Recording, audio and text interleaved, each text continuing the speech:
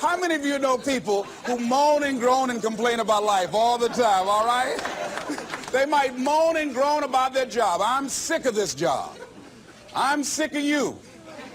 And they just moan and groan and complain all the time and never do anything about it. They haven't got to the point where they're sick and tired of being sick and tired. They just have enough energy to complain about it, and they consider that, in fact, they believe that that's equivalent to doing something about it, just complaining.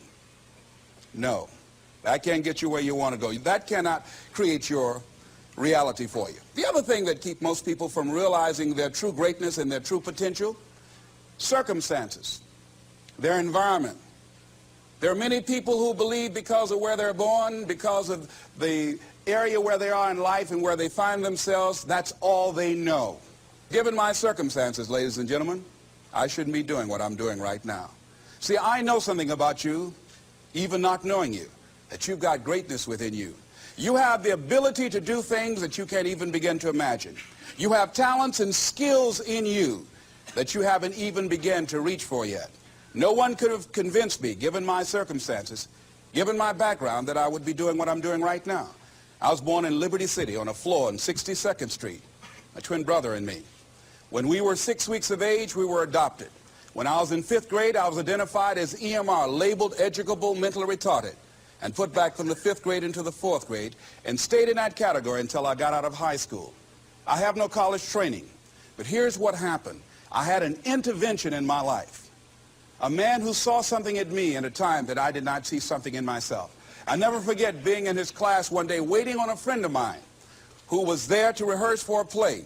He did not show up, and he asked me to go up to the board and write something on the board. And I said, I can't do that, sir. He said, why not? I said, well, I'm in a special education class. He said, what do you mean? I said, go up to the board and write what I'm about to tell you. I said, I can't do that, sir. Why not? I'm educable mentally retarded. And he came from behind his desk. He said, don't ever say that again. Someone's opinion of you does not have to become your reality. And that changed my life. It was Oliver Wendell Holmes who said that once a person's mind is expanded with an idea or a concept, it can never be satisfied to going back to where it was. So some of you are going to experience a breakthrough. Some of you are going to go back and look at your dreams and brush them off. Some of you are going to begin to look at yourself and say, hey, look here, I know I have not done all that I can do. Whatever goal that you have in mind, I want that to be a goal that will challenge you, something that will make you stretch. It was Osborne who said, unless you attempt to do something beyond that which you've already mastered, you will never grow. What is it that you looked at some point in time and you decided that you couldn't do it, that you talked yourself out of it? Whatever it is, bring it back out there. How you're going to do it, that will come to you in due time. So you don't get in life what you want, ladies and gentlemen. You get in life what you are, not what you want. And see, the good news is that we can always become more by working to develop ourselves. So the first process of making this your decade, you've got to begin to take a look at your life and look at where are you right now? What are your strengths? What are your weaknesses? What gives your life a sense of fulfillment, a sense of joy? What does a full, rich life means to you? What is it that you could love doing 7 days a week that'll bring a smile to your face? Think about that. In all the areas of your life, your professional life, your personal life, your family life, your spiritual life, what is it that you'd like to have? Once you begin to determine that, that takes you to the next step. And that is, once you decide what it is that you want, now you've got to decide that you deserve that. Repeat after me, please. I deserve the best that life has to offer. I deserve to find my purpose in life. Shake somebody's hand on your right and left and say, find your purpose.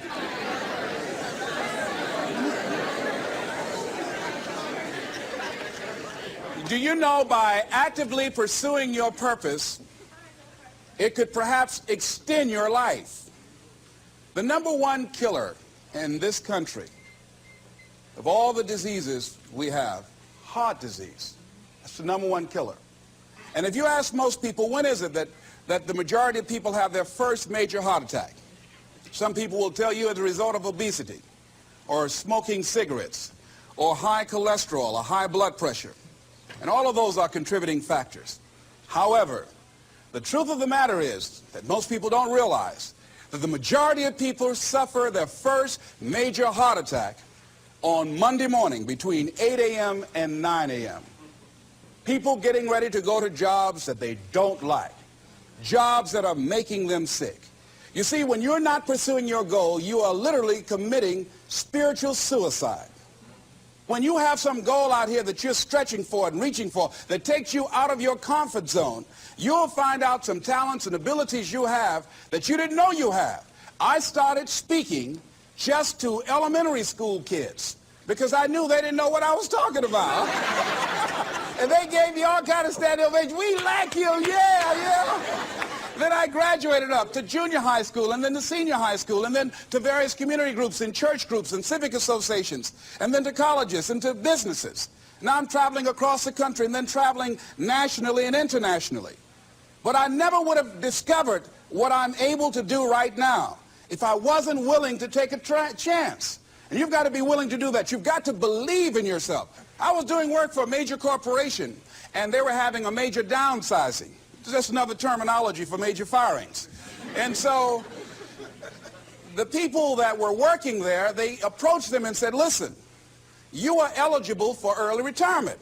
We will give you a buyout package of $300,000 if you take it within this time frame.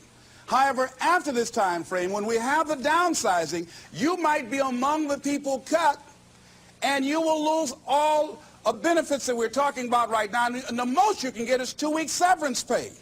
Ladies and gentlemen, only 50% of the people that were eligible took this. Let me tell you something. If I'd been there, I'd have gone to ask for your check. Listen, Marvin told me to get his check. He's home with his mama. What?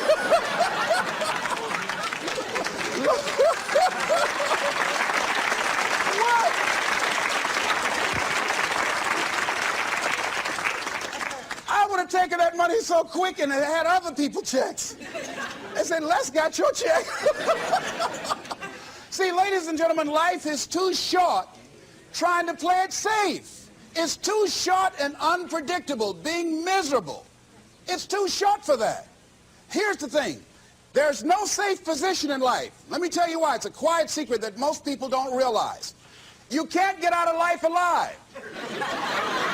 Hello, you can't get out of life alive. So there's no safe position. You can die in the bleachers or you can die on the field. You might as well come out on the field and have a good time, right?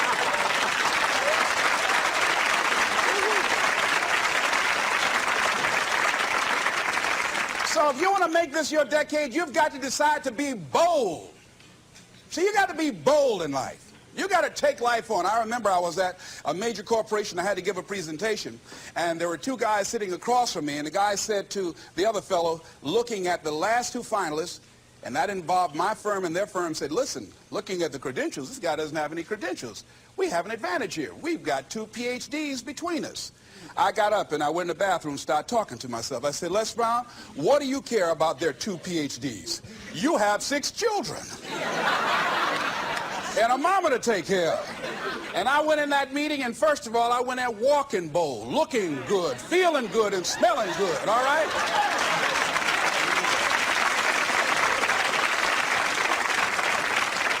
And I sat across that table, and we started negotiating, and I operated in a spirit of absolute certainty. I looked at them as if the only reason that they were born was to give me that contract. They survived 1 out of 9 million sperms to carry out this transaction. And I got the contract. Hello.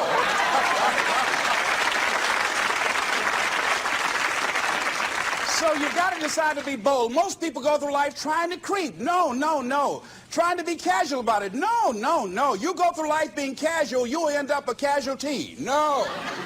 You've got to be bold in life. You've got to take life on. Now here's